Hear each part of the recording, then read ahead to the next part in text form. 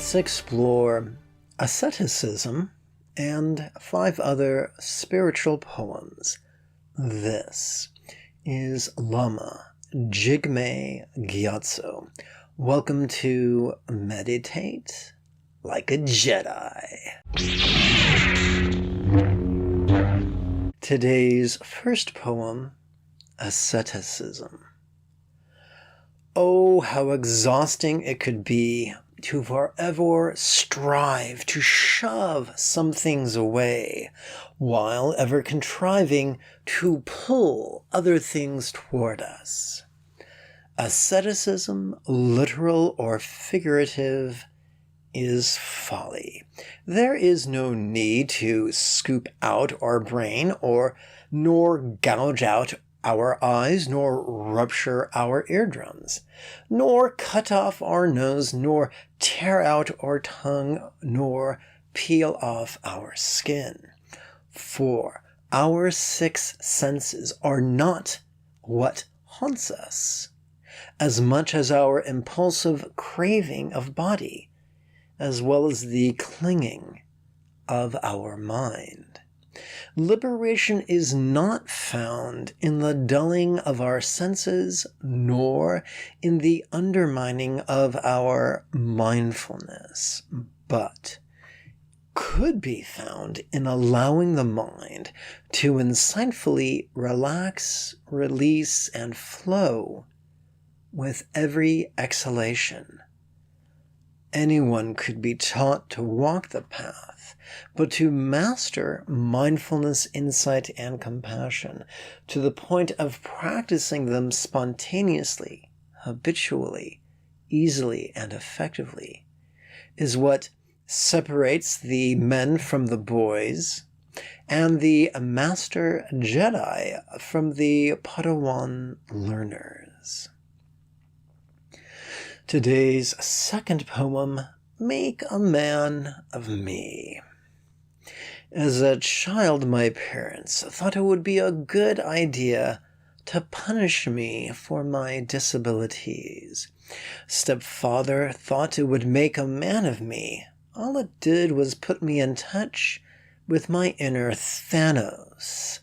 So much so that I had to devote myself full-time to the study and practice of nutrition, philosophy, and meditation, just to keep from becoming the psychotic bastard I was conditioned to become. Today's third poem, Perfectionism, the Antidote to Creativity. If you want to be more creative, you must be acquiescent to your muse, whether you are tap dancing with the Tao, flowing with the Force, dancing with the Dharmakaya, or hustling with the Holy Spirit. If we wish to remain inspired, no less grow in creativity, when a moment of inspiration hits, take action. Do not wait for a better time. Do not wait for a better idea. Act, for there is magic in the moment. Some tell me they are frightened. They will produce garbage. But one of my teachers assured me that churning out a lot of garbage is the price we pay to crank out a little gold. If our perceptions are vulnerable to our creativity, if our actions are vulnerable to our spontaneity, if in our vulnerability we can nakedly view the product of each endeavor, good, bad, or meh, then growth and evolution and refinement will spontaneously occur. Perfectionism is the antidote to creativity and is a profoundly efficient way to stand in our own way. Let us notice perfectionism's impulses. When they rear their scabby heads, and may we be quick to release them as we relax into each out-breath. Today's fourth poem, Bastion of Truth.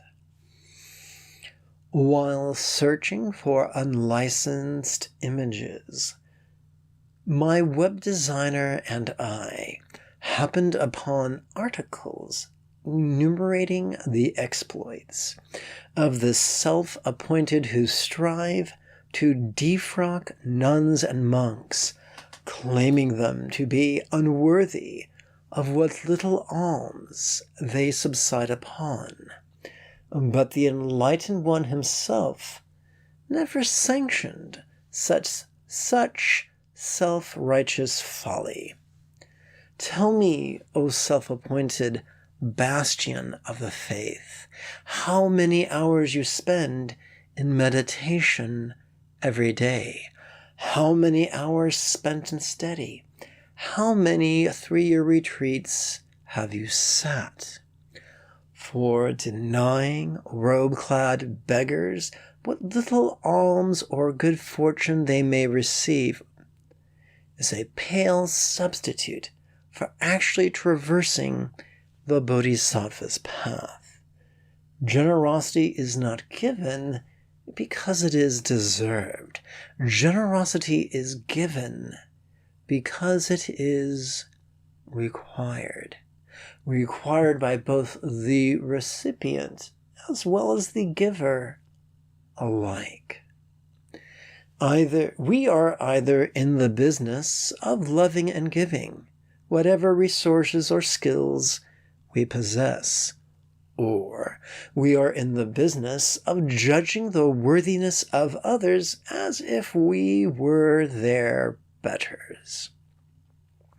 Both the path of giving and the path of judging we cannot walk, for they diverge in opposite directions, the former climbing to nirvana, the latter descending ever deeper into samsara. Such is the folly of fundamentalism, the poison that is patriarchy. Choose mindfulness, passive, vulnerable, and non-conceptual. Choose insight, relaxing, releasing, and flowing. Choose compassion, centered, spontaneous, and uncontrived. And everything else could tend to itself. Today's fifth poem, Oops. I squeezed the warm, wet bar of soap too tightly. It slipped from my grip and skittered across the cold tiled floor, like Luke's speeder hovering over the sands of Tatooine. Behold the folly of grasping. Today's sixth and final poem, Sexless Marriage. Saddened and frustrated, a husband confided in me that his wife no longer made love to him. He expressed his bewilderment that she had not eagerly met his needs, and that he felt what she needed was to be convinced through logic and guilt and ultimatums. I pled with him not to take that course, for that is not how intimacy works. I explained that if his wife could not or would not meet his needs, that could be a symptom of a larger order issue, of greater emotional needs unmet by both husband and wife. I encouraged him to seek couples counseling with the goal of learning how to be a better husband. and better meet the needs of his wife. And to also be open to the possibility that some problems cannot be fixed. And that if she feels that she would be happier with another or alone, then to gently and respectfully let her go. I tried to explain that our partners are not coin-operated pleasure-dispensing machines, but rather multifaceted beings with complex and sometimes contradicting needs. I tried to explain that if he could be happy in a sexless relationship, he should stay. That she was not disposable, ready to be thrown away. But if this lack of passion was just the tip of the iceberg of dissatisfaction, if there was a multitude of irritants, then one must ask, is this friendship worth fighting for? For yes, we are sexual beings, but no, we are not just sexual beings. Multifaceted we are, with many strengths, weaknesses, talents, needs, and desires.